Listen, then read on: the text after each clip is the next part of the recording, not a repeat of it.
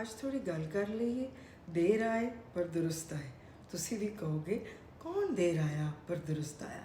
ਬਈ of course, finally Washington has realized that nuclear armed neighbors cannot be ignored.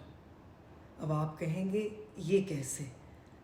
ਹੁਣ Washington ਵਿੱਚ 100 ਦਿਨ ਮੁਕੰਮਲ ਹੋ ਗਏ ਨੇ ਡੋਨਲਡ ਟਰੰਪ ਦੀ ਪ੍ਰੈਜ਼ੀਡੈਂਸੀ ਦੇ, ਤੇ ਫਿਰ ਦੇਰ ਆਏ ਦੁਰੁਸਤ ਆਏ।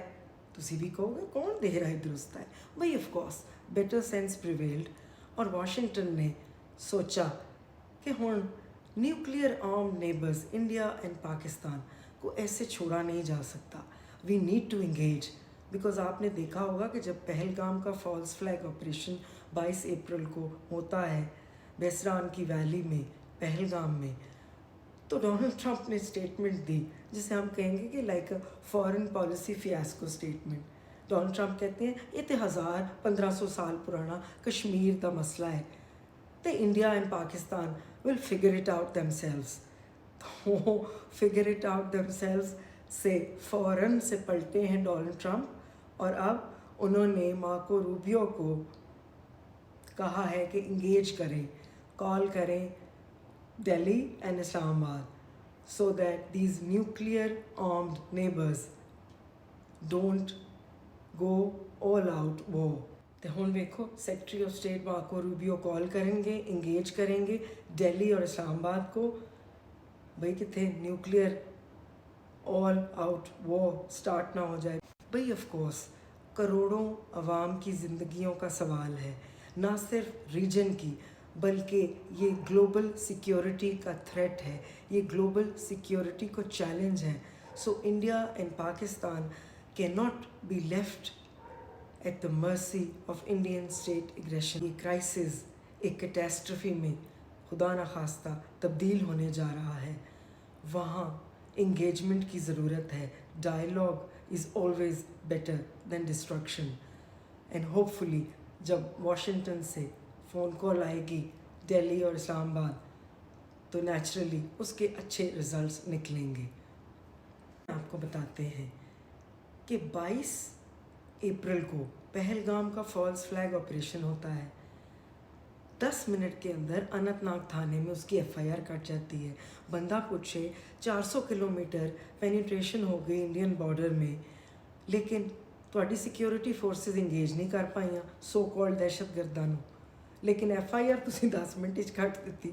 रेस्क्यू टीमें पहुंची नहीं अभी, वो एरिया एक्सेसिबल ही नहीं है बाय रोड, लेकिन खच्चरां ते भी बह के रेस्क्यू वाले नहीं पहुंचे, लेकिन FIR कटेगी। तो with this these details expose the Indian malice behind all this, the Indian state terrorism। और आज जैसा कि आपने देखा कि DGISPR ने भी क्लियरली बताया कि एक हफ़्ता गुजर गया है तो इंडिया कोई सबूत नहीं दे पाया। मोदी सरकार ने दर्जन से ज़्यादा इंटरनेशनल लीडर्स को इंगेज करने की कोशिश की, G20 के डिप्लोमेट्स को इंगेज किया, और न्यूयॉर्क टाइम्स की रिपोर्ट, लेकिन पाकिस्तान ने एक्सपोज कर दिया है इंडियन स्पॉन्सर्ड स्टेट टेररिज्म को। और आप पूछेंगे कैसे? भाई असी बंदा पढ़ लिया ना, पाकिस्तानी नेशनल जेलम के करीब से पकड़ा जाता है और उसके लिंक्स रॉ से नहीं, उसके लिंक्स इंडियन आर्मी से हैं, और ना सिर्फ लिंक्स हैं बल्कि इंडियन आर्मी के सर्विंग मेजर उसको कोऑर्डिनेट कर रहे थे, उसको गाइड कर रहे थे, उसको मॉनिटर कर रहे थे, उसको मैनेज कर रहे थे। दासी फड़िया जेलम के करीब, उहदे घरों ड्रोन भी मिले है। यानी कि इंडिया ना सिर्फ पैसे वाफिर मिकदार में पाकिस्तान के अंदर इन्फिल्ट्रेट करके तबाही और इनोसेंट सिटीजन्स, इनोसेंट सिविलियंस के अगेंस्ट दहशत गर्दी, स्टेट स्पॉन्सर्ड टेररिज्म पाकिस्तान की धरती पे इन्वॉल्व है इंडिया। पहलगाम का ये जो फॉल्स फ्लैग ऑपरेशन है और इसके बाद इंडिया ने जो जंप किया है एक बैंड वैगन वॉर मॉन्गरिंग की, तो उस पर इंडियन और पाकिस्तानी अवाम कुछ इस तरह से जज्बात रखते हैं। तड़प ऐसी के कांपे है हाँ, अर्ज़ किया तड़प ऐसी के कांपे है हाँ, बेबसी ऐसी कि खुदा की पनाह, बिखरते लम्हे हम तिनकों की तरह, समुंदर की गिरफ्त में मुतलाशी ये बादबां। मेरे ते ना रहना, जागते रहना। Till next time, take care, अल्लाह हाफिज़।